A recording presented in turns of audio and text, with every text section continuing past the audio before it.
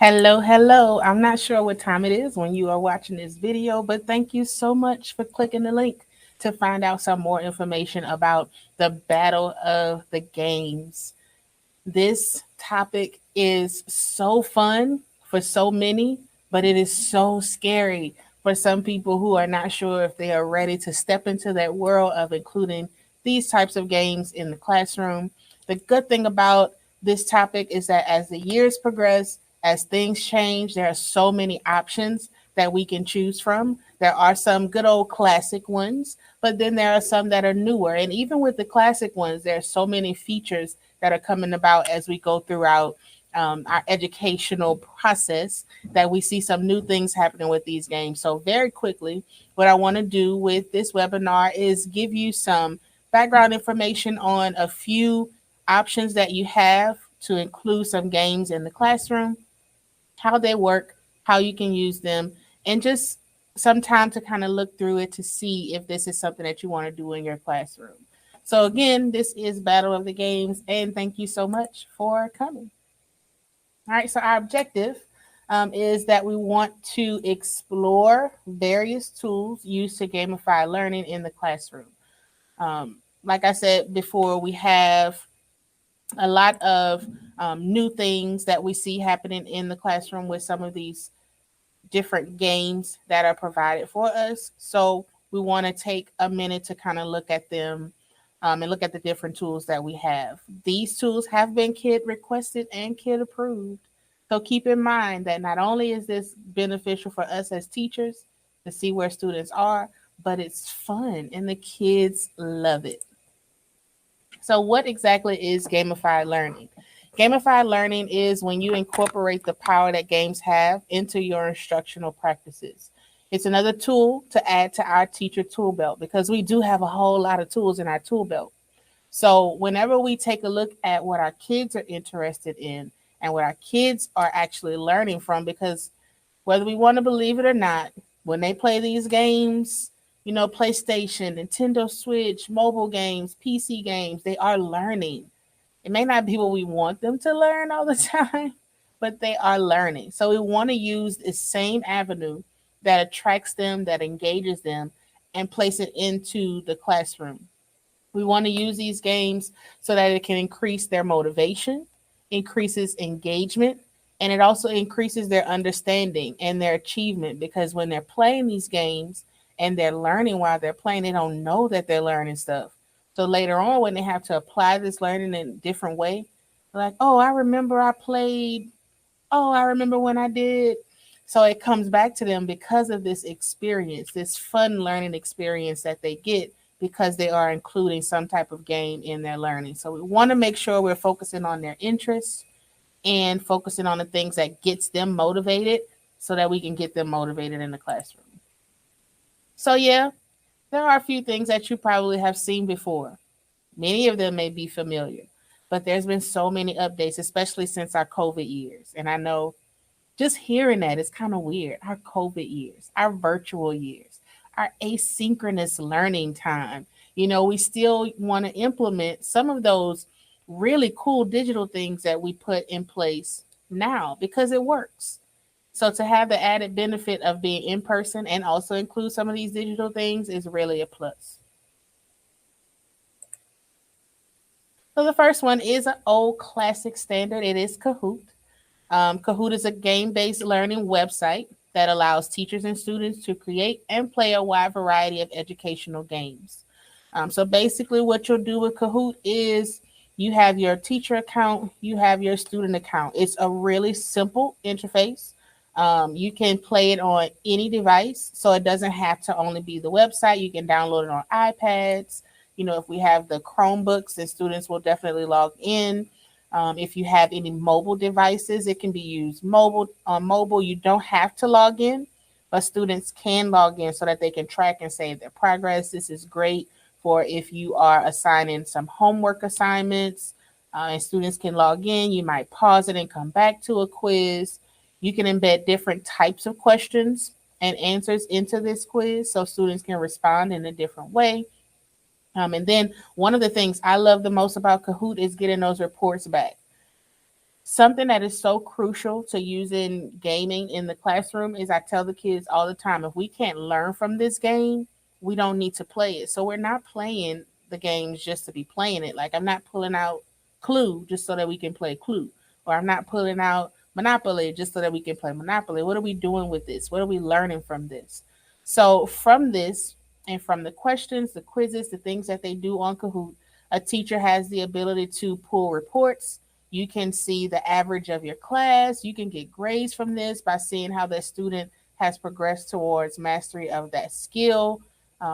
Put some grades in a grade book. Let's be honest. If we're doing something like this, if we're testing their knowledge to see if they can successfully meet that skill, let's give it a score. And Kahoot does it automatically for you. It can be held live, can be asynchronously. So if you are going to be out with a sub, give them a Kahoot game to play.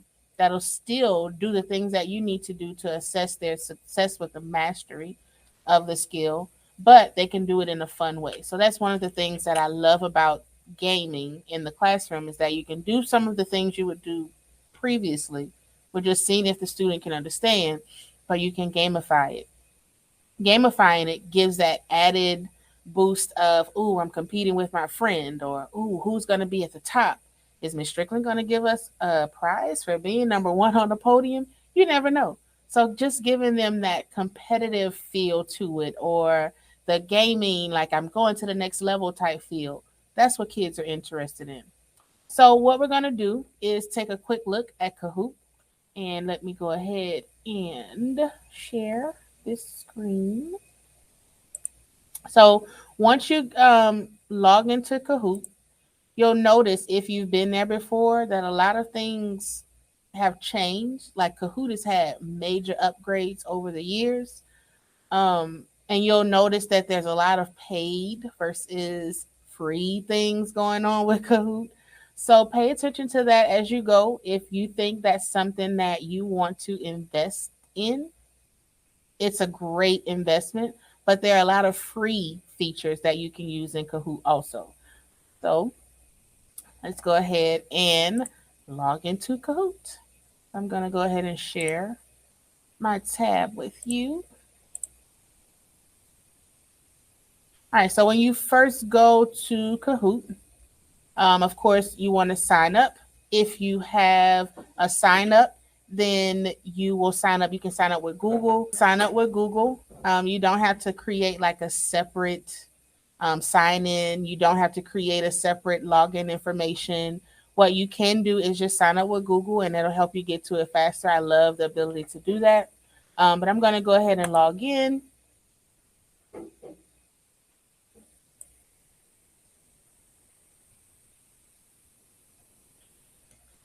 All right. So I am, of course, using the free account. So this will be exactly what you'll see if you're using the free account.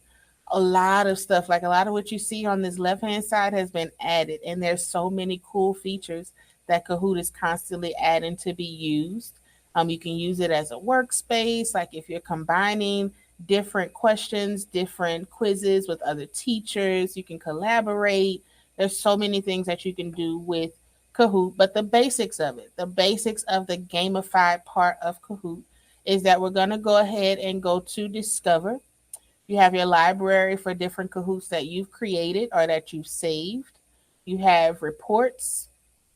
You can make groups that will take these Kahoots, and then the marketplace is, of course, where you will purchase things. So to discover, that means I'm going to do some digging. Something that I love about Kahoot is that there's already a library filled with any type of quiz that you need. So if you're in a crunch where you don't want to go in and create each individual question, there's most likely something that's already there that you can use to help you in this situation. So let's just do a random search, and I'll just go ahead and do one of my recent searches, which we played a Kahoot recently about elements of drama. All right, so once you type in whatever topic you have, notice on the side you have some filters. You can filter by subject, by grade level, who it's created by. And yes, students can create Kahoots. So sometimes that can be an extra project that you might have them do for enrichment have them create a Kahoot to give to their class to see how well the class does with their questions. And then you have the premium features, which if you have the paid version, that's what you would look through. So we are looking at some of the free ones. 10,000 have been pulled up right now. So that tells you you've got a whole lot of stuff that you can look through that you don't really have to create it from scratch. You can if you want to align it to what you are doing in the classroom specifically. But if you want just a general knowledge type of quiz, this would be a great way to do that. All right. So let's go ahead and look through. We're looking for elements of drama. And I'm just going to click, random 8 questions. So once you click this, you don't automatically give it to the kids. You want to actually look through to see if it's what you want it to be, to see if it's questions that you want to ask. And then once you look through, you can click each question. You see the answer choices. You see correct answers. Sometimes you'll see pictures added over here that go with the question as a different type of stimulus for your question. Over here is where you're going to either start it as a live version or assign it as a homework option or as an asynchronous option. So we're going to do it as if we're starting live. There are different team modes. This is another thing that has been added. So let me go ahead and share that one with you. So there are new team modes that Kahoot has added. You have your team mode. You have different student-led modes. A lot of these are premium features, but this just shows you how Kahoot is growing and how it's changing to match some other games that we'll talk about in a second. But you'll play with the kids. You press start. So I'll just do classic mode really quickly. Of course, there is the code that you'll use to join. And then once you join, you want to go ahead and wait for the students to sign in. And then you will press to start. So right now I can't press start because there are no students actively in it. But once you have at least 1 or 2 students to join, you can press start and then they can go on with their game. All right, so back on the teacher view, after the game is over, then what you can do is go to your reports, and reports is going to give you what we want to see in scores or in grades or things that we can actually use. So if we're using an example, and just a hint, I always tell kids that they've got to use their real names for these assignments. If they're creating nicknames, it has to be a way that I can tell that it's their name. Like their name has to be built into the nickname. So you want to click on your players. It gives you a summary of how well students did. Tells you the most difficult question, highlights students that need help, students that didn't finish. And then this is the part that you'll probably use the most, where you'll get to see exactly the score that they get. So these are the scores that you would put inside. And notice it ranks the kids, but not necessarily based on their score. It ranks them based on the points that they have. But the score, I always tell them that the score that you have is different from the points. I'm not worried about the points when I'm thinking about grades and how successful you were. I'm worried about the score and the things that we need to fix. So that would be in reports. Kahoot, like I said, is a classic. So it's adding a whole bunch of premium things, but you still have the ability to use those free features that are always there.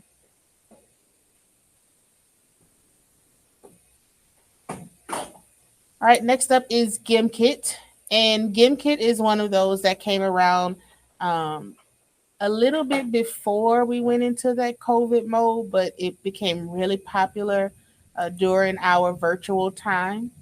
Gimkit is a game show-like application that teachers can set up for students to get multiple chances to practice a skill through games that are in kits. So that's why we have Gimkit. You may have heard people say Gymkit.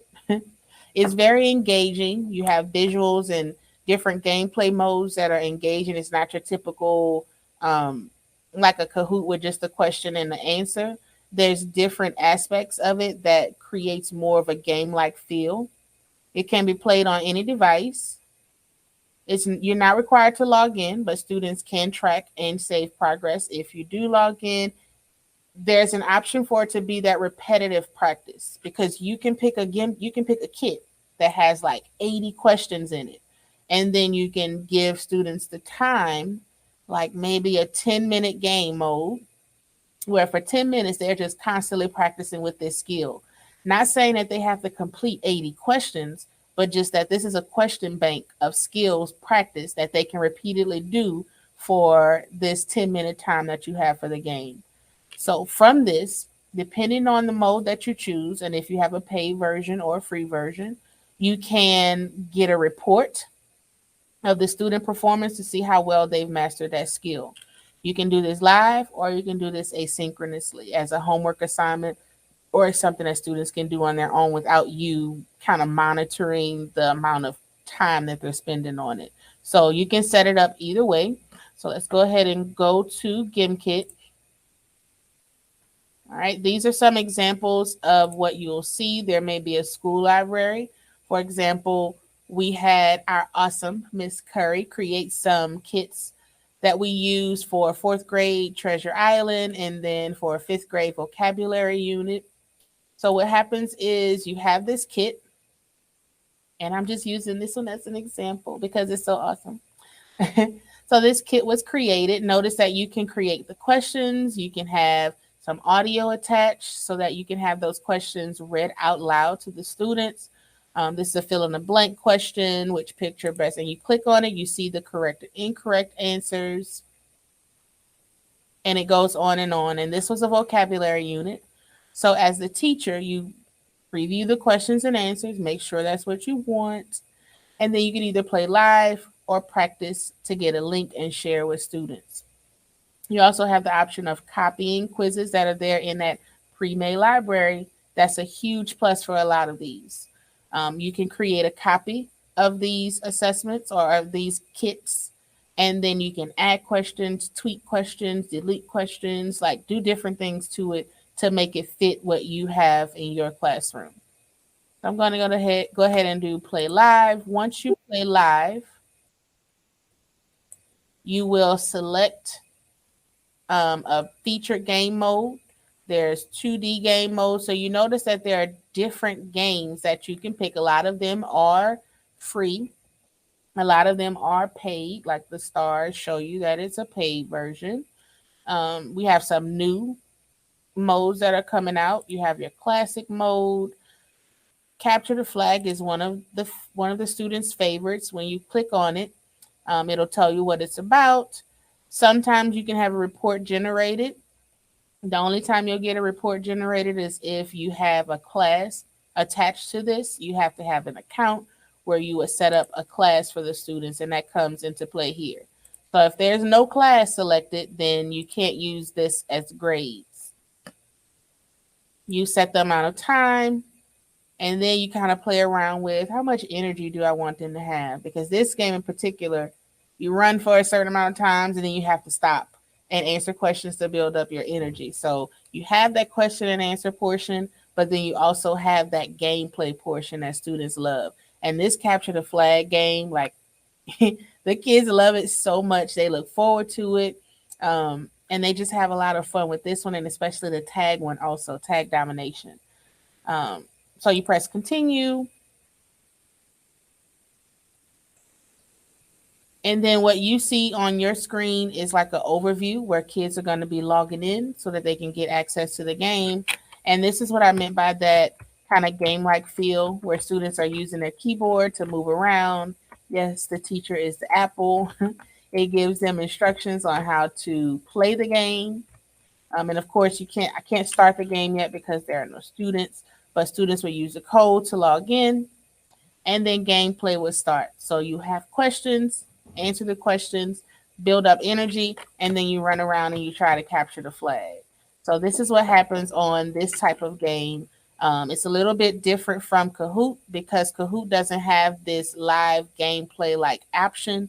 It's questions and answers. Here you actually have that gaming part that's included. So that's what sets this apart from some of the other gamified learning that we have presented to you today. So that's Gimkit. All right, the next one that we're going to look at is Quizizz. Quizizz is another classic.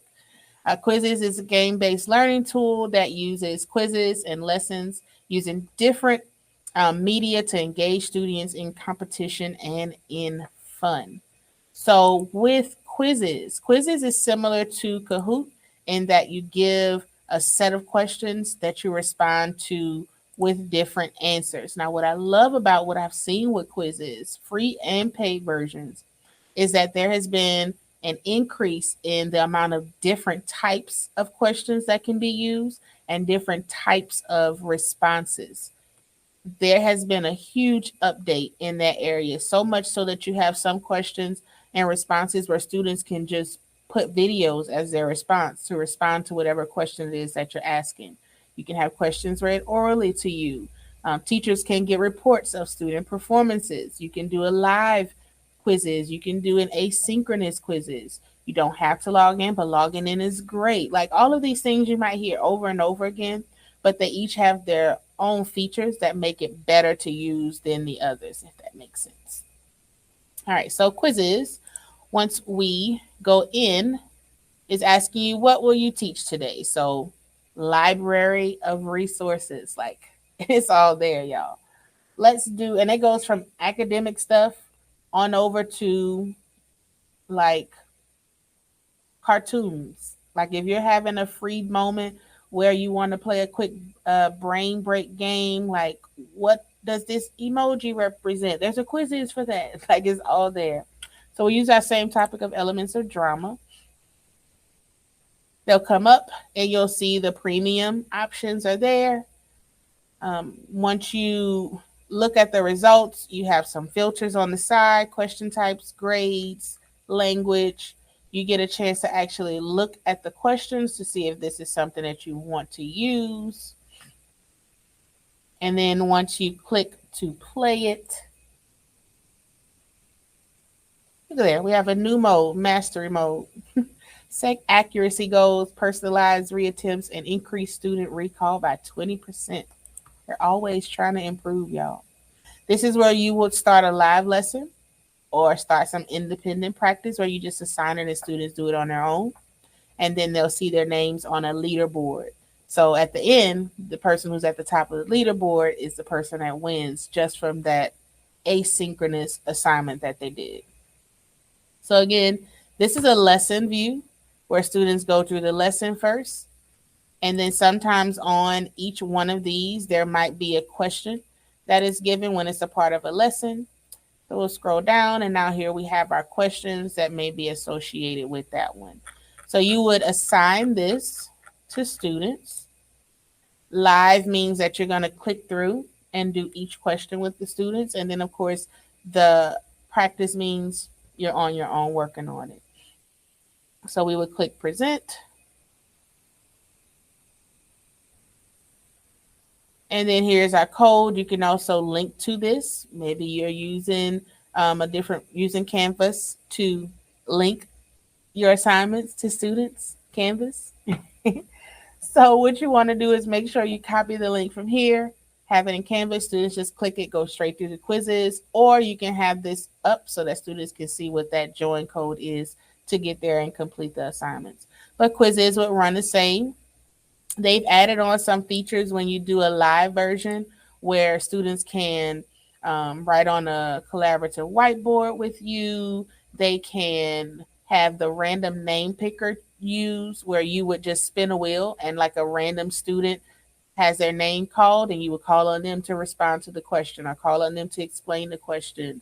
They have like different power-ups they could use to try to compete with the other students. So a lot of these features are available for students to use when they're playing these games to make it even more gamified because it makes it more interactive whenever they are using these things and actually learning. You've got to get some right answers. You've got to have some accuracy if you are going to be able to use those power-ups. So the students want to make sure they're doing their best because not only are we getting a grade from this, but they're also being able to move ahead in the game because they are learning and showing they're learning in a positive way.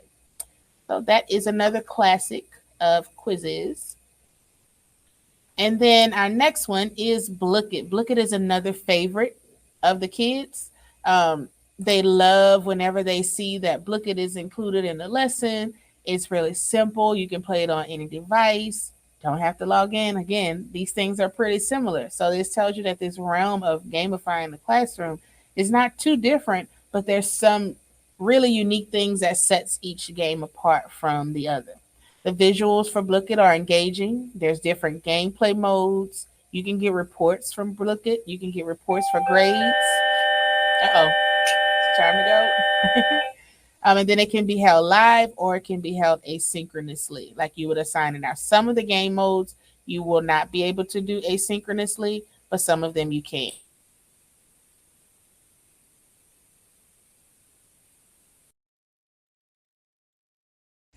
All right, so when you go to Blooket, you want to log in or sign up. So I'm going to press login because I already have an account. And again, you can log in with Google.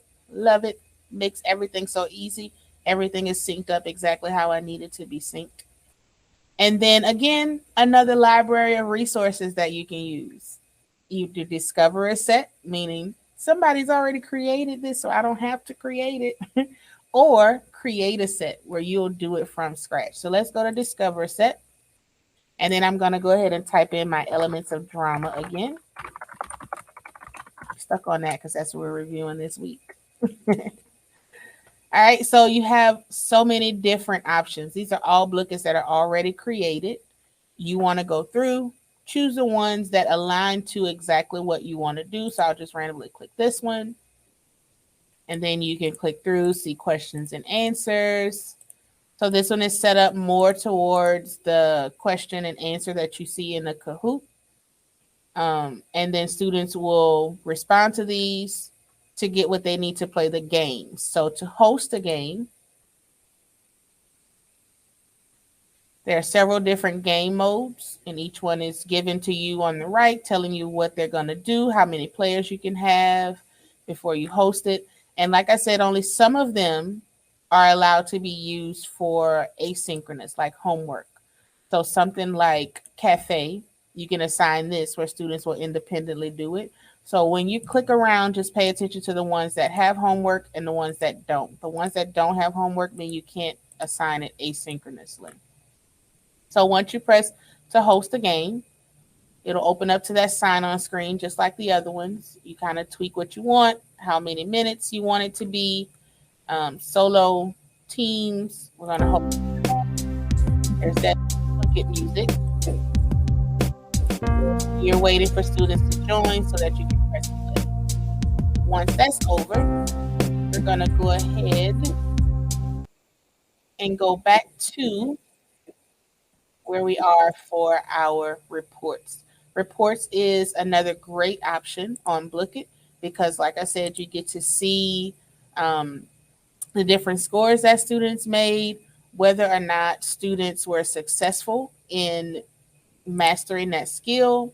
So reports is over here on this side. We have history. And then you could click on one. This is an old one. Shows you the percentage correct for the whole class, how many questions they got correct, how many questions they missed. You have your leaderboard that gives you your students that you really need to focus on, and then those students that did really well. So you get to see that. And notice that not everybody has the same number of questions. That is a plus here. It's not about how fast you're going. It's about how your accuracy is here. And then you get your grade over here that now you can put into your grade book. All right, so that's Blooket. So all of these different games included in the classroom will give students a gamified learning experience where they can practice with the skills that you're teaching, whole class, small group, intervention, tutoring. Like it gives you something extra that you can use. Now, these are 3 extra games that I want to go ahead and give you just a brief overview. You have Quizlet Live, which is great for vocabulary review. Students are separated into groups randomly, and then they go through and they answer these questions where everybody in their team has the questions, but somebody on the team has the answer, and they have to figure out where the answer is. So Quizlet Live is great. Bamboozle is one that I just discovered. So I felt like maybe I should throw that out there. If you've used Bamboozle before, please let me know your experience. I'm going to be going on a journey of my own to see how that works. But if you've used it before, reach out to me. Let me know your experience. I want to be able to share that with others who have used it. And then, just as an added bonus, Nearpod is one of my absolute favorite things in the world to use on a daily basis. And Time to Climb is an in house game for Nearpod. Time to Climb is a quiz based game. Give me 1 second. Time to Climb is a quiz based game where students compete to be the person to climb the mountain the fastest or whatever setting it is. So just adding that into a quick Nearpod instantly gamifies your lessons and students are immediately engaged. So that's three extra games that you can use in your lessons. So all in all, I just wanted to be able to give you a quick breakdown of a few games that you can use in your classroom to help increase engagement, increase academic achievement. Once you put these things into your lessons and embed them, you'll want to constantly do them, and kids will constantly be looking for them. So all of that just to say thank you so much for checking out this webinar. I know it went quick. They're 30-minute webinars. Hopefully I was able to give you some things that you want to investigate further.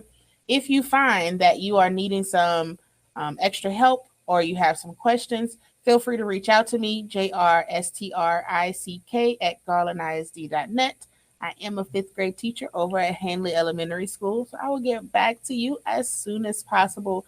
But please go out, investigate how you can use this in your classroom. It's star prep time. Put these in your lessons and watch how much fun your kids have, just showing you how much they know and what they've learned throughout the year and how they can perform on the STAR test. This will be great for some different STAR reviews. If you have some other games that have not been mentioned in this webinar, please contact me. I want to know more. I love including games in my classroom, so I would be very, very excited about trying some new things out that I did not previously know. Now, just because it was not in this webinar does not mean that it is unknown. I wanted to try to give you as much as I can in the amount of time that we have. So again, thank you so much for clicking on this webinar to view this. Hopefully you were given some overview kind of requirements and qualifications of each one of these games. Hopefully you can take that back. Reach out to me if you need to. Enjoy the rest of your day, evening, weekend. Hopefully it's not the weekend.